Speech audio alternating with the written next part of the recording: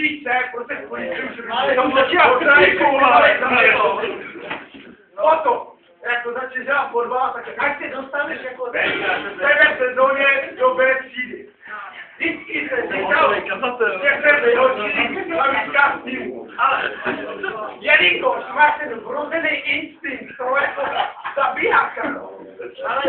A Petr Homolu mimochodem mi vyčítal, to, já jsem říkal, hoši, tolik gólů hlavou za poslední rok, tak nikdo tady nejel. A Petr Homolu, a kolik si dal gólů zisku, já říkal, hoši, když máš ten právě výběr místa, Josef, drží mi. Timing, opravdu timing.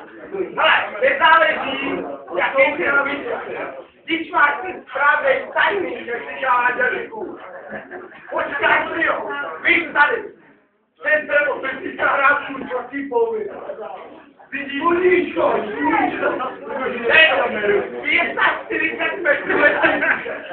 A co ty? A mladý neskušený kluci. Vyslej toho molu, se ženou za míčem.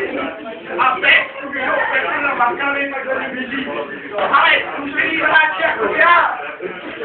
Počkej si na nejhodnější místo. Golmano, takhle tam bylo, vole.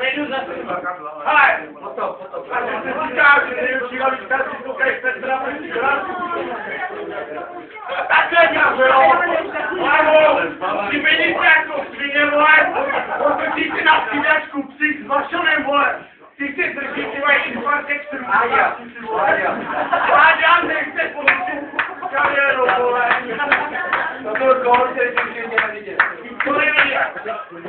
Oči, ty ho taky neviděl. A ty víš to, že jsi chcete. Já mám takový nekrásný goly. Mimochodem, letos jsem dal glomu ještě hlavou. A derby proti Poromaru taky vítězný na 3-2. Jako je tam já zadě.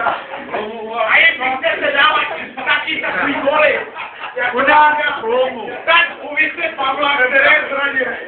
A vy celý zápas natočila kamery. A uvidíte ten můj pohyb. V tom pokutovém území díky, když jako splaším. Já si musím počkat, vole. Ty sám zavěsíš, vole. Pojď sem kam jdeš, vole. A běžíš.